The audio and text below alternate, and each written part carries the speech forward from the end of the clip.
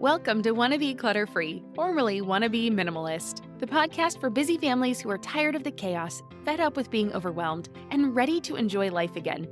Each week, we talk about how to let go of the clutter so that you can focus on the things that actually matter. And it's not just physical clutter, we talk about the mental and emotional stuff too, because if it's holding you back, it's time to ditch it.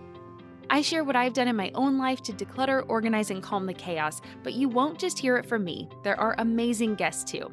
It's practical, doable, and simple for those of us that want to be clutter-free. You're listening to Wanna Be Minimalist with Deanna Yates, episode number 131. On today's episode, I'm talking about 5 problems I see over and over again with decluttering and organizing. With the new year around the corner, I know that there are going to be several New Year's resolutions focusing on decluttering and finally getting the house organized. But I want to help you avoid the pitfalls, so today I am sharing some tips on how to solve these 5 major problems. Hey there, my wannabe minimalist friend. If you are returning, welcome back. As always, I am so excited you are here.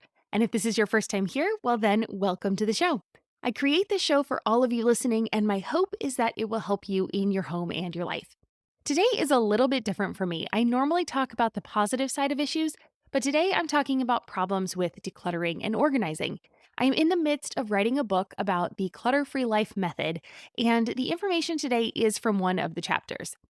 The book will be all about how to get the clutter-free life that you want without giant declutter sessions or having to bring in professional organizers to do it for you. Instead, I will teach you how to focus on putting the right systems into place. And with these systems, you will be able to see the clutter start to take care of itself. And once that first domino falls, it is amazing how fast it will all come together. Now, after overcoming my own decluttering and organizing issues and helping others on their journeys, as well, there were 5 hard truths that kept coming up for me over and over again. And I want to share these with you today and in the book for 2 reasons. 1, so that you can learn from me and avoid making the same mistakes. And 2, why I am so obsessed with systems as the means to clearing your clutter, organizing your space, and finding peace and calm in your home.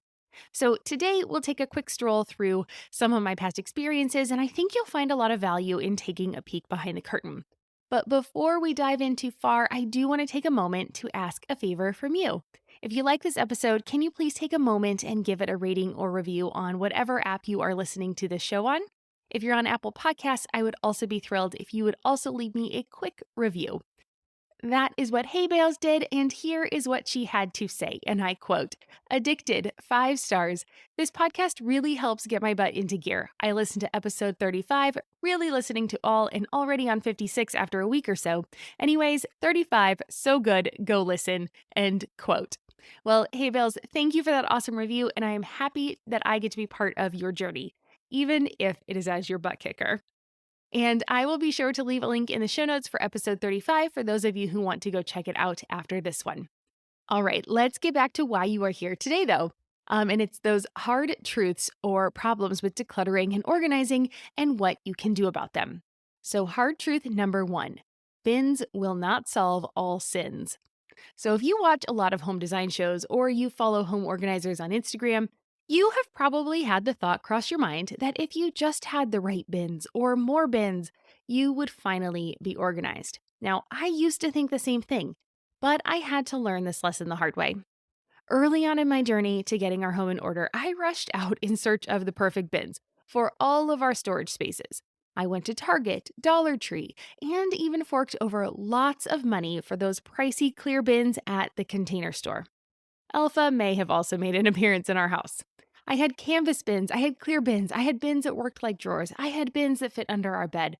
I had bins for our long-term storage, bins for items to put away, bins for our refrigerator, and bins in every nook and cranny. So if bins were all that you needed to be organized, I would have been the most organized person on the planet. Unfortunately, I wasn't. Bins are not some magic tool that suddenly turn into Mary Poppins' ever-extendable bag. There are still limits to how much you can fit into each bin, and now when you need something and you don't know exactly where it is, well, you have to go search through several different bins to find it. And yes, of course, labels will help. However, they are not the lifesaver that they are promised to be. So, if you've ever tried to organize your home with the bin strategy alone, you might have already recognized the mistake that I made. More stuff does not make your home or life more organized. You need to recognize that your desire for a cohesive look, and thus all of those matching and beautiful bins, can actually be a hurdle to your future success at achieving that organized home. Let me go ahead and say that a different way in case that didn't make sense. In order to get the organized and well running home, you're going to need less stuff first and a system in place to deal with that stuff.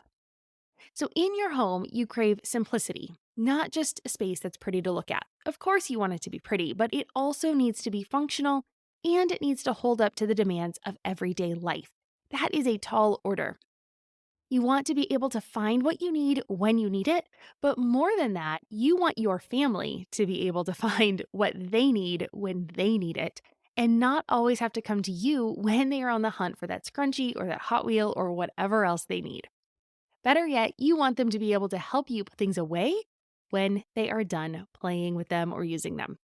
So, bins definitely have their place in organizing your home, but they're just not the first step in the process. Now, if you ever hope to be able to maintain an organized home, streamlining your efforts becomes even more important. Systems crumble under complexity and bins become messy without regular upkeep. So you have to stop adding more to your space and you need to take a step back if you ever want to create the home environment that you are dreaming about. You need to stop thinking about the aesthetics, at least for a moment. Just take a pause on the aesthetics and start thinking about the function. Aesthetics put the look of something above all else. And this is why magazines and social media posts look amazing and why they're so enticing. It's because they're often not real life. Now, function means that you solve the problem first. So you're first going to solve that problem of disorganization before moving on to the stage of making it pretty. It feels like the opposite of what we should do because if we just want the pretty house, shouldn't we start there? But an organized and stress free person knows that all you really need to keep your home running smoothly and thus be able to make and keep it beautiful is a system that works for you. So, systems help you be able to use bins in the right manner. They help you put things away, become a finisher, and catch clutter on its path. But sadly, bins are only a part of the equation. They are not the one stop shop that will solve all sins. So, that is hard truth number one. Hard truth number two is that decluttering can only help so much. The COVID pandemic and the resulting shut in pushed decluttering to the forefront of everyone's minds. Now, not only were we stuck at home, we also had to be able to work there, we had to teach our children from home, and we wanted to keep our sanity while we were doing it, right? Well, the mountains of stuff were there to stare us down, and we had to face the reality that it was time to let some things go so that we could make room for newer functions like a home office or maybe even at home schooling. And let go we did, at least as a society.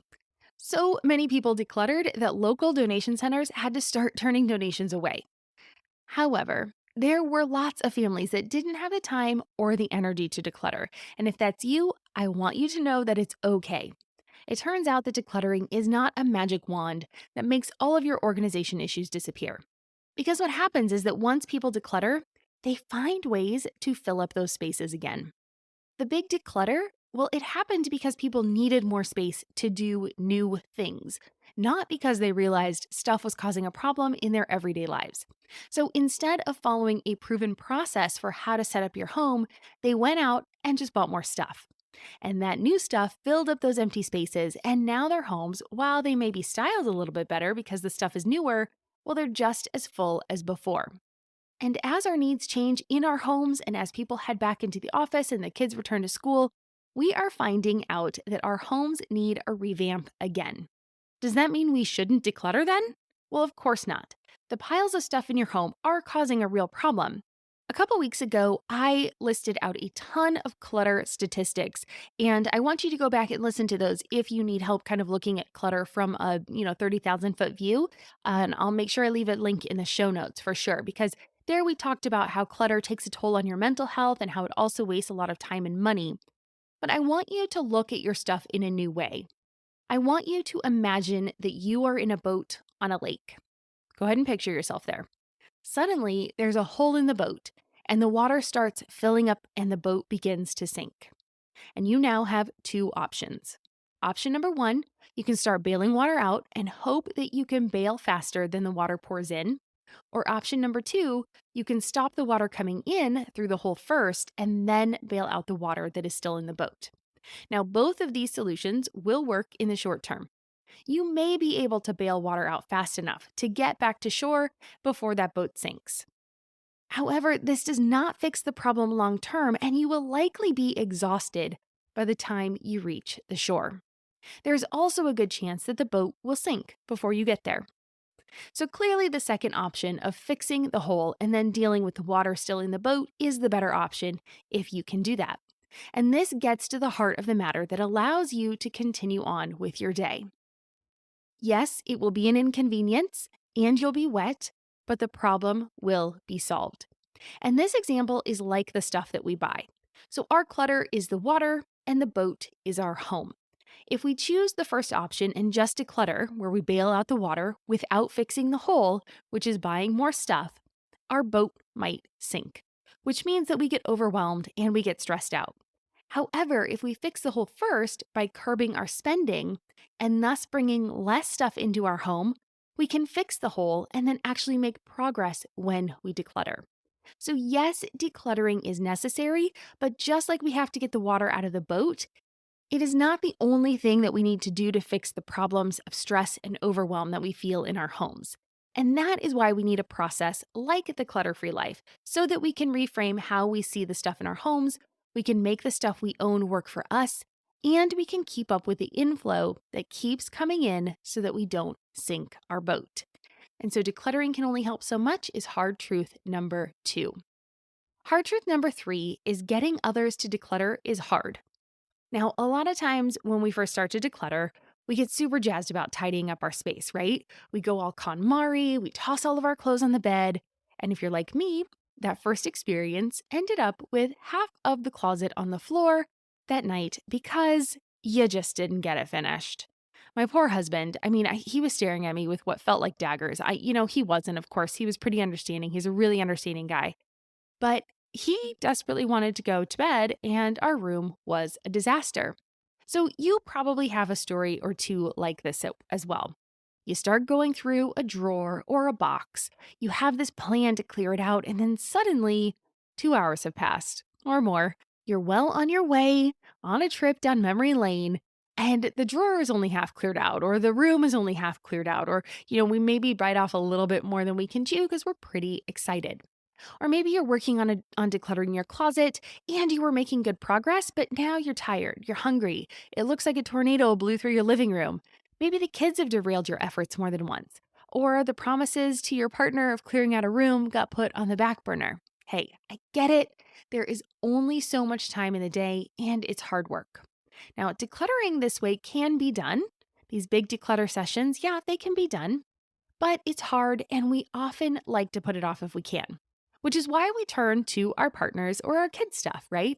We don't have an attachment to that stuff, so it's easier for us to let it go. Or to tell our people to let it go, because we're not really going to toss it without their input, right? Which is why one of the questions I get asked most often is, how do I get my partner to declutter their stuff?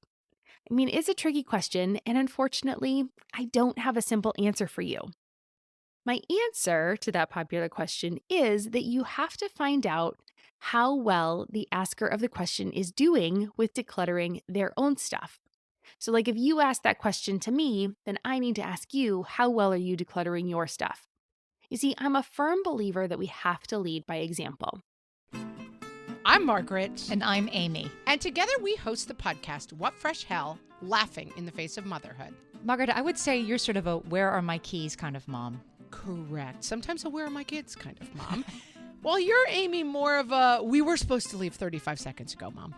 Touche. In each episode of What Fresh Hell, we come at a topic from our usually completely opposite perspectives. I bring the research. And I bring kind of the gimlet eye. Is that research really going to work, people? And almost 10 million downloads later, we're still laughing. We also talk to experts in the parenting field, plus parents with stories we can all learn from. We make each other laugh, we challenge each other's assumptions, and we have what we think is the best parenting community on the internet. Check out What Fresh Hell, Laughing in the Face of Motherhood, wherever you listen to podcasts.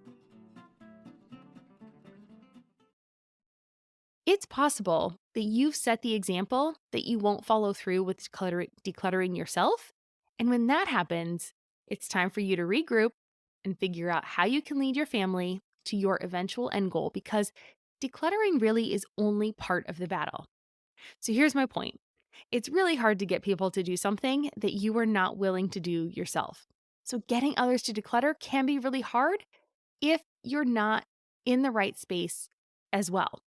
Now, none of us likes to be nagged into doing something, especially when it's hard, like decluttering. And it's only when you get serious, start making progress, and everyone can actually feel the results that things will start to change. But I want to ask you a straightforward question. What would happen if your partner never joined you in decluttering? What if you went through and decluttered all of your items and everything and, all those things that you assume responsibility for in your home? You made real progress. You started getting your home in order, and your partner was still hesitant to declutter their stuff. Because the truth is that that is a real possibility. I've seen it happen, but it is not as bad as you might be thinking. There may be boxes of things in the basement, their office might be a mess, or they can be holding on to things that you know they will never use. But as long as it is not affecting your day-to-day life and it's not affecting the management of your home, the systems that you create will help you see past their clutter to the bigger picture. So instead of focusing on decluttering, I want you to focus on building systems so the decluttering will start to occur more naturally.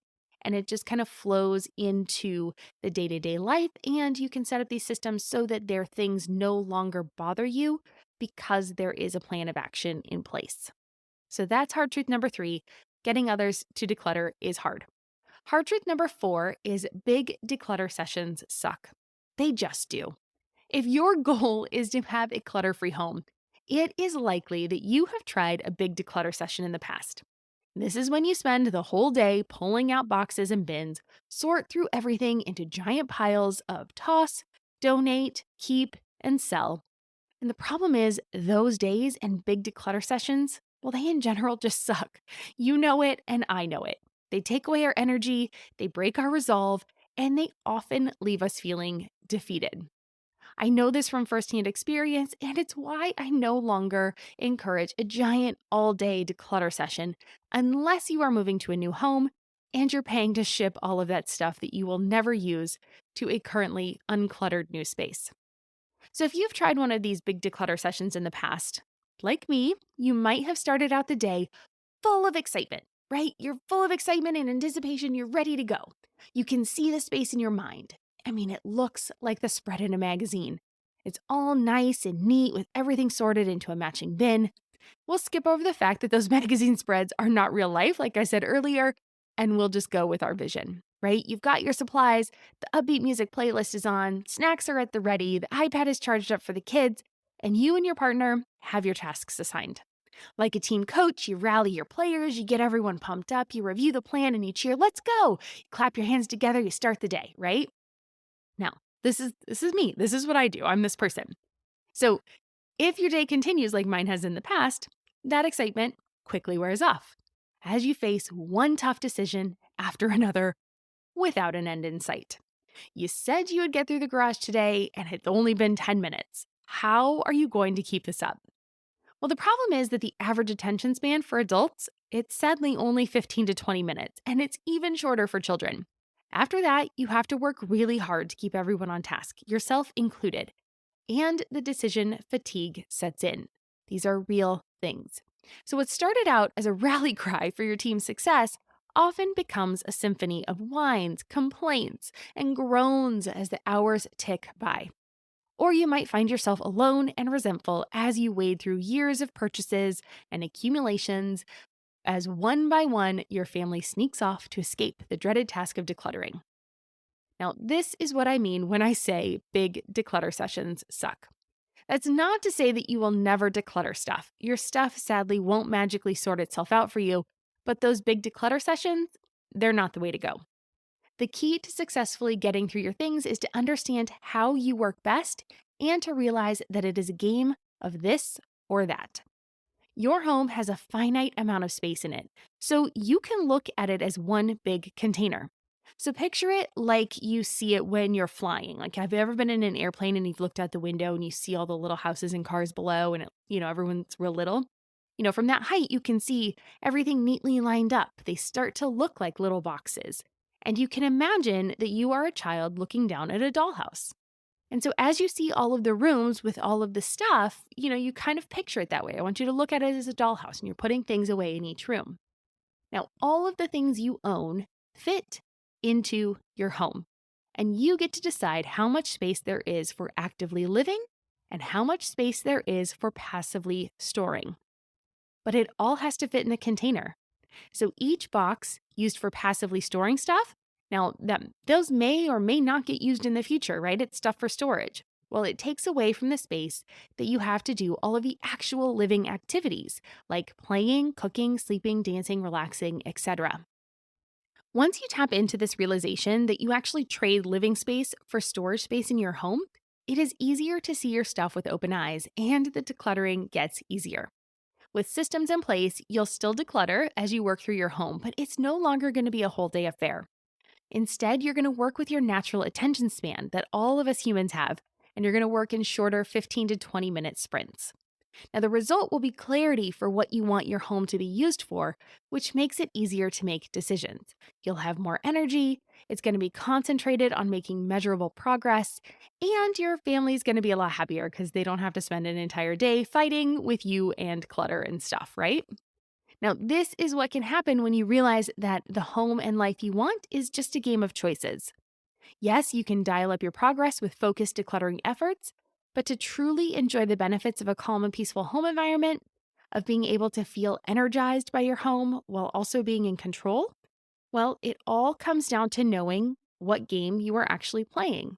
It's a simple game of this or that with systems. So that is hard truth number 4. Big declutter sessions suck. Hard truth number 5, out of sight is not out of mind.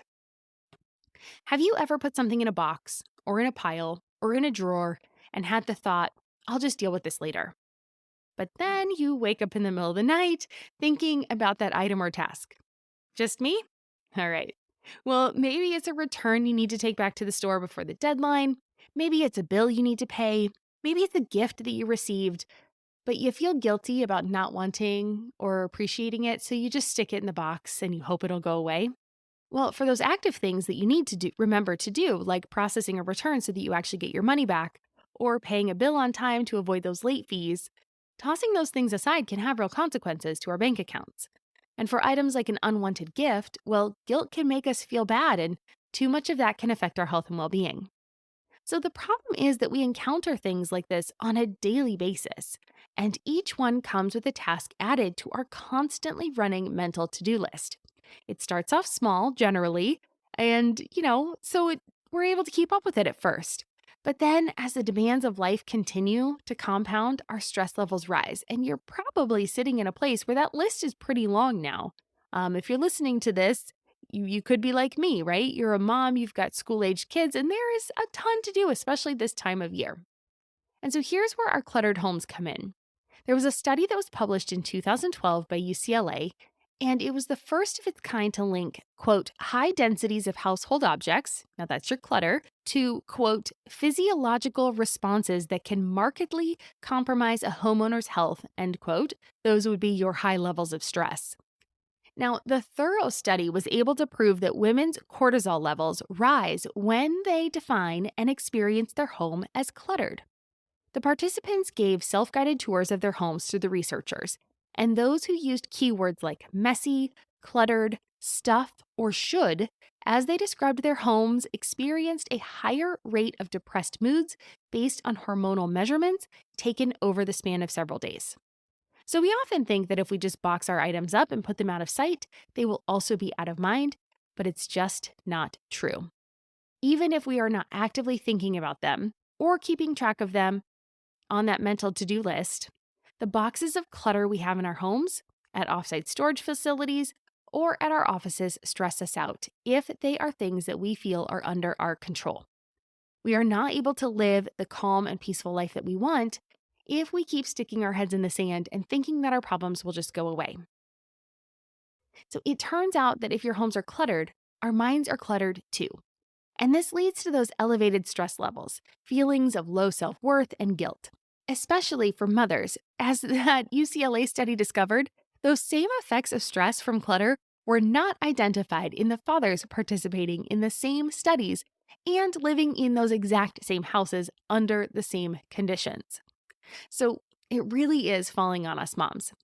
At least that's what the studies show. And it turns out that if you're feeling stressed out and overwhelmed in life, it might be because your home is cluttered. It doesn't even have to be overflowing piles of what other people would classify as clutter for you to be feeling the effects. Those feelings are real if you would classify your space as messy or cluttered. Unfortunately, you can't just flip a switch and see your home in its current state as uncluttered either. That's wishful thinking, and while I do believe in positive thinking, pretending is not the same thing. So instead of putting things out of sight, I want you to commit to a real plan of tackling the stuff in your home. And over the next few weeks, I'll be sharing a few of my favorite systems that have helped me tackle clutter, things that I no longer buy now that have simplified our lives, and some mindset shifts that I have made with creating systems, habits, and routines.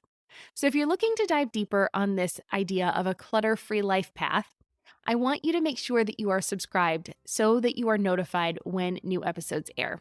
And if there is a topic that you would love for me to cover, well, head on over to Apple Podcasts and leave me a review, and then in that review, include your topic idea. And with that, I want to turn to you.